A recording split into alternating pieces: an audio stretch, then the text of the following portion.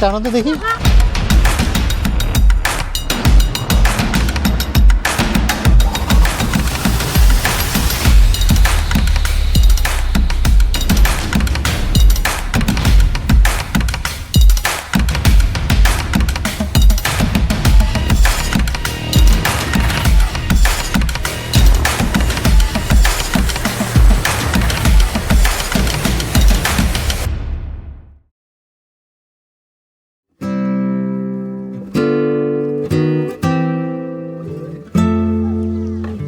চমৎকার মেঠোপথ, চারিদিকে সবুজ আর সবুজ। পাহাড়ের ঠিক পাদদেশে মারমাদের বসবাস। ওই পাশে শিশুরা খেলছে। ঠিক মারমা পাড়ার পাশেই একটা ঝিরি বয়ে যাচ্ছে। বন্ধুরা, আপনারা জানেন যে ঝিরিগুলো কিন্তু ঠিক ঝর্ণা থেকে আসে, কিন্তু এখন ঝর্ণার পানি নেই। এটা পুরো পানিটাই কিন্তু পাহাড় ঘেমে এই ঝিরিটা তৈরি হয়েছে।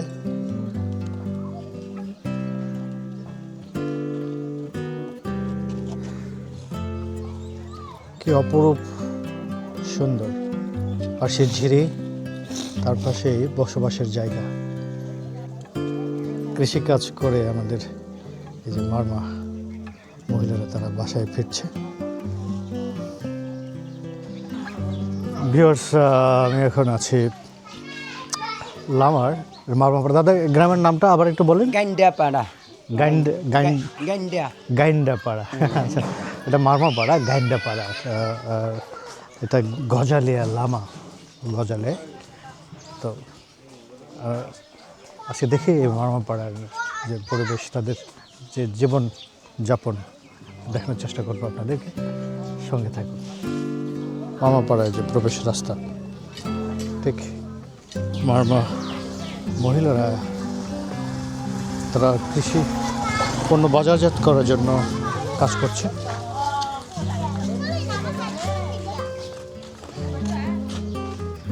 টানো তো দেখি।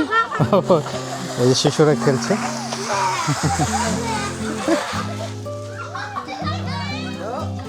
দেখি টানতে পারো কি। শিশুদের যে আনন্দ। হ্যাঁ হ্যাঁ, এটা কি আলু? এই মারমা ভাষায় এটাকে বলে ঠান্ডা আলু, যেটা আমরা বলি যে এই যে আলু। এটা থ্রোন না? থ্রোন। এটা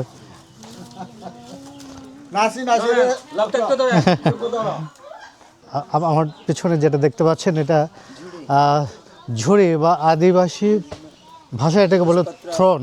থ্রোন, আচ্ছা থ্রোন। আচ্ছা, যাই হোক, উচ্চারণের পার্থক্য। থ্রোন মূলত এই থ্রোন দিয়ে কিন্তু আমাদের এই যে আদিবাসী যে মানুষজন আছে, তারা এগুলো কিন্তু এই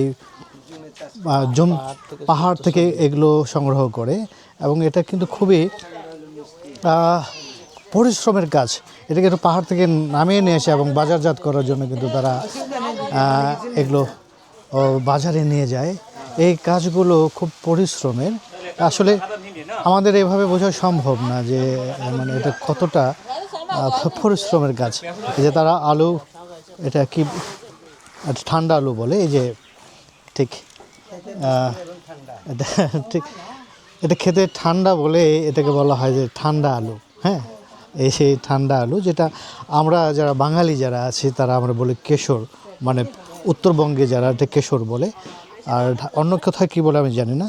তো এই যে তারা এত পরিশ্রম করে এই যে ফসল সংগ্রহ করে এবং এটা বাজারজাত করে, আসলে এটা এই বলে মানে বর্ণনা করা যাবে না যদি আমরা এটা না দেখি।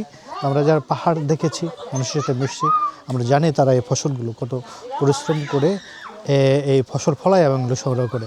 আমাদের উচিত যে এই ফসলের ন্যায্য মূল্য দেওয়া, এবং সেটা এই সরকারকে ব্যবস্থা করা উচিত। যে আমরা সেই ঠান্ডা আলু বলা হয় এটা, এই যে কেশর বলে ঠান্ডা আলু। আমরা এখন ঠান্ডা আলু খাচ্ছি। আমার সাথে আছে সাব্বির। এই ঠান্ডা আলু খেলে আপনি পাহাড়ে চূড়ায় উঠতে পারবেন। পাহাড়ে চূড়ায় উঠতে উঠতে যখন আপনি তৃষ্ণার্ত হয়ে যাবেন, তখন একটা খাইলে আপনি এনার্জি পাবেন এবং তৃষ্ণা চলে যাবে। ঠিক মারমারা তারা এই যে এই পাড়াগুলোতে রাস্তার এই পাশে ও পাশে মানে বাড়ি করে থাকতে যারা স্বাচ্ছন্দ্য বোধ করে, এটা পাড়ার মধ্যভাগ।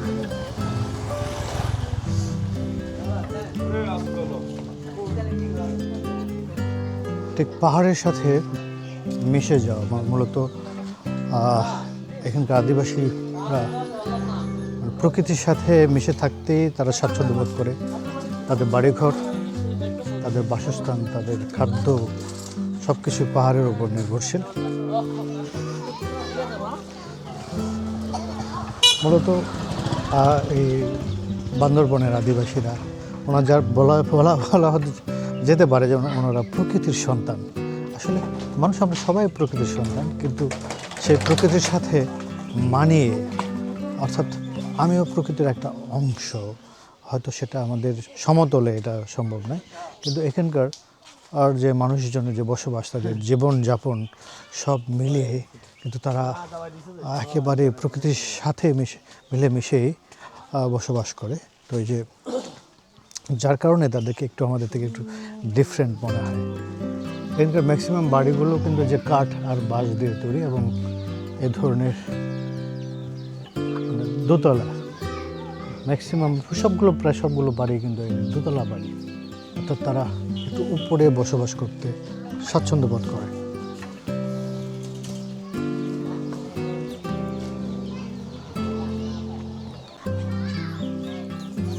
মারমাপাড়ার ঠিক ভেতরে যে রাস্তা এবং দুপাশে বসবাসকারী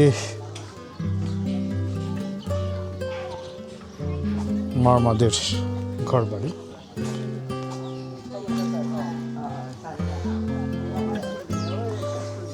তাদের বাড়ি ঘরগুলো কাঠ বাঁশ ম্যাক্সিমাম এরকমই।